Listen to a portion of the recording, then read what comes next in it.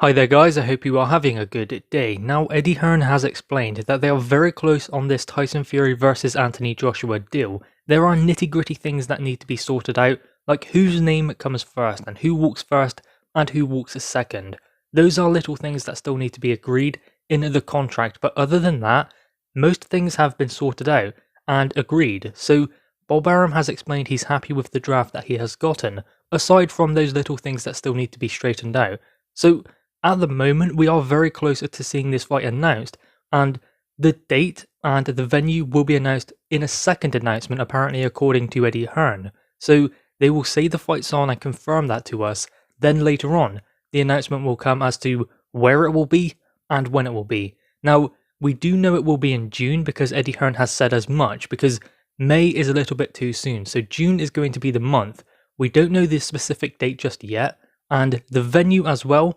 We've had some rumours about the Middle East, the Far East. I believe that it is going to be Saudi. That is the most plausible option at the moment. They've been there before. They've put up a site fee for Anthony Joshua to fight there before against Ruiz in his rematch. And Tyson Fury went there with his WrestleMania thing that he'd done in, when was that, 2018, 2019? So they've both been there before. There's a good relationship between Eddie Hearn and those over there. So it just seems like that is the most logical option at the moment. Now, the big question is, what about fans? Well, at the moment in Saudi, there aren't a huge amount of cases of this COVID virus, so hopefully that means that fans can come back, especially in June. We would hope that fans are coming back in the UK in June. Although in Saudi, hopefully there would be more fans than they could get in the UK because, as I said, case numbers are lower. And maybe some British fans can actually be able to fly over there to Saudi to see this fight. Because let's remember, it is two Brits for undisputed in the heavyweight division, so British fight fans will want to see this live if that opportunity is there, which hopefully it will be by the time June rolls around. Now, there was a proposed increase in the pay-per-view price of this fight to £40 from the previous £25 for an Anthony Joshua contest, and we don't know what is going to happen with regards to fans coming back, so I guess they have to replace that revenue, or at least plan for it. And it is undisputed, so considering they're expecting a huge amount of buys, they're going to nudge it up a little bit because of the magnitude of the event, and it is going to cost more. There's going to be more involved with both fighters because both fighters are guaranteed 100 million each, so they've got to get that money from somewhere.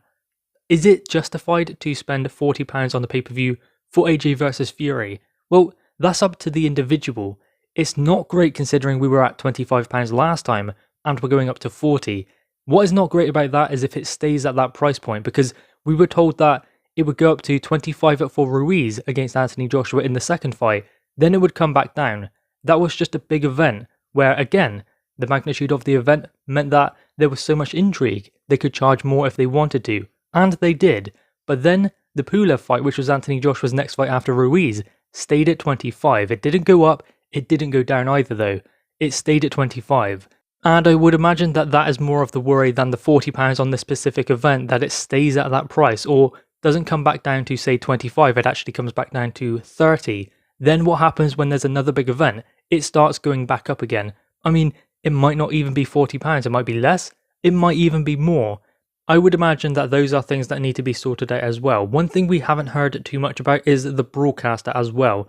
We don't know if it will be across all platforms. I would imagine that that is what will happen. DAZN, ESPN, BT Sports and Sky Sports. There is no reason why they cannot work together. They will work together on this show because the thing is, Anthony Joshua has a deal with Sky in the UK. Tyson Fury has a deal with BT Sports in the UK and a deal with ESPN in the US. AJ has a fight-by-fight deal with DAZN, although they want to be involved with this event. But Eddie Hearn has explained they will be looking to do a dual platform event, so do it across all of them. So there is no one left out. There are no rocky deals, there are no harsher situations where someone is left behind and they are found wanting to be involved with this event. That won't happen. All parties will be involved to ensure that it's easier to get this fight on. Everyone needs to work together. It's happened before in boxing, so there is no reason why it cannot happen now. But if there was something that was going to stop this fight from happening, then it would have happened already. There is this situation with Deontay Wilder and Alexander Usyk on the part of Anthony Joshua with Usyk and Tyson Fury with Deontay Wilder, but Tyson Fury has already explained he's never fighting Deontay Wilder again. That mediation then went to arbitration, but there has been no conclusion still, so I don't see how Deontay Wilder has a case. If he did, then it would have been pulled up already. We would have known a lot more than we do now. And they would not be in this position with regards to talking about an Anthony Joshua fight if they still believed they would be fighting Deontay Wilder. I mean, lawyers have looked over the contract of Tyson Fury and Deontay Wilder and explained to Tyson Fury he is free to move on and fight whoever he wants. If they did not truly believe that, they would not be this far in negotiations with an AJ fight. So that is done.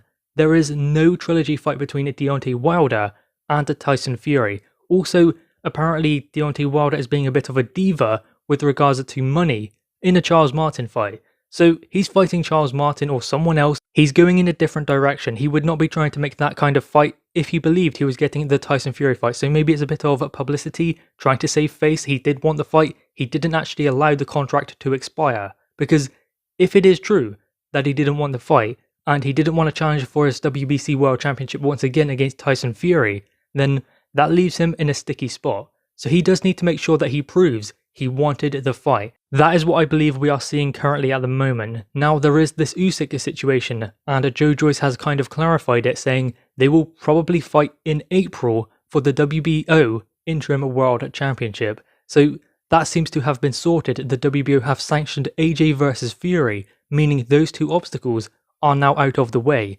There are only the small nitty-gritty things that need to be agreed. Then this fight is on. Because Eddie Hearn has explained they have received comments back from Bob Arum with regards to the contract they sent for Anthony Joshua versus Tyson Fury. So guys, anyway, what are your thoughts on this? Who are you picking to win this fight? It is a genuine 50-50, a real pick'em.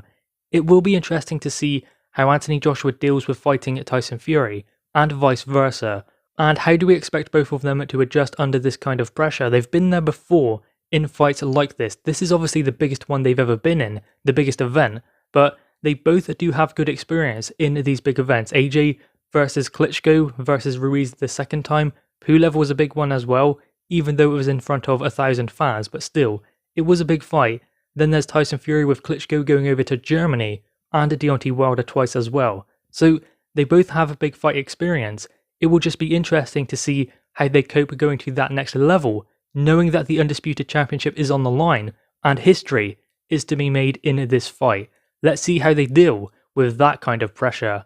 Guys, anyway, what are your thoughts on this? Make sure you leave your thoughts in the comments below, leave a thumbs up, and subscribe if you are new. Thanks guys.